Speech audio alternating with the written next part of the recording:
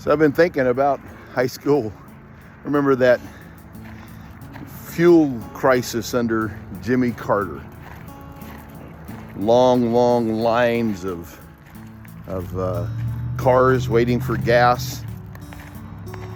They dropped the speed limit down to 55 miles an hour to save gas. They told us to only turn the heat up in our homes to 67 degrees to save fuel and energy and all of that kind of stuff.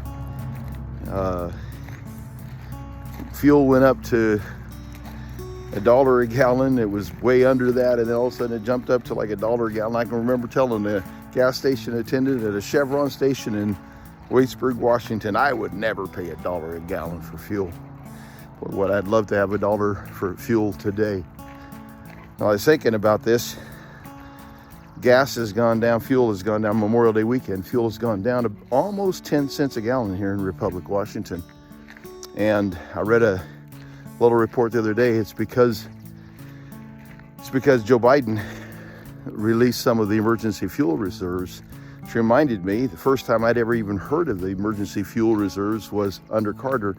And I was taught and convinced in those days that the reason why we were using OPEC oil and buying foreign fuel was because we were out of it here in the United States of America.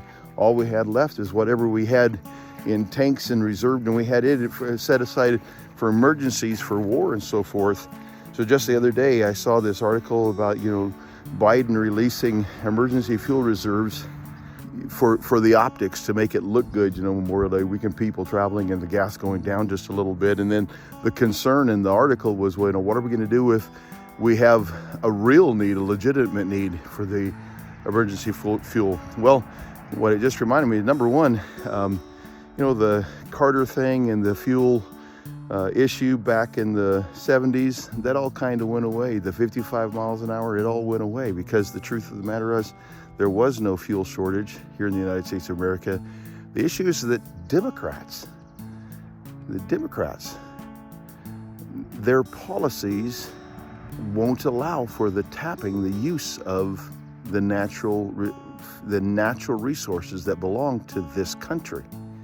Remember when Obama was president, someone was talking about the economy and no jobs, people having trouble getting jobs and so forth, and he joked about, what do you want me to do, create jobs? And Trump came into office and jobs got created. The thing is, the Democrat policy is so prejudiced and so blinded and so fixed. Democrats are so convicted about their liberal policies that they can't see a way out of the negative path that their policies put our country on.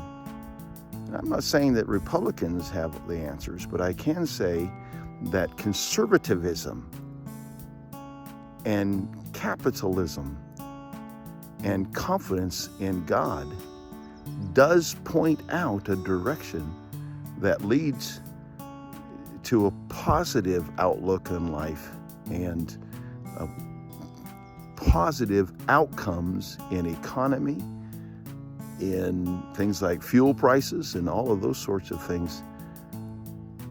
The Democrats just literally can't see a way out of a communist state. We need conservatives who understand that a good economy is built by capitalism, by hard work, and by giving people freedom to make decisions that provide for the economy.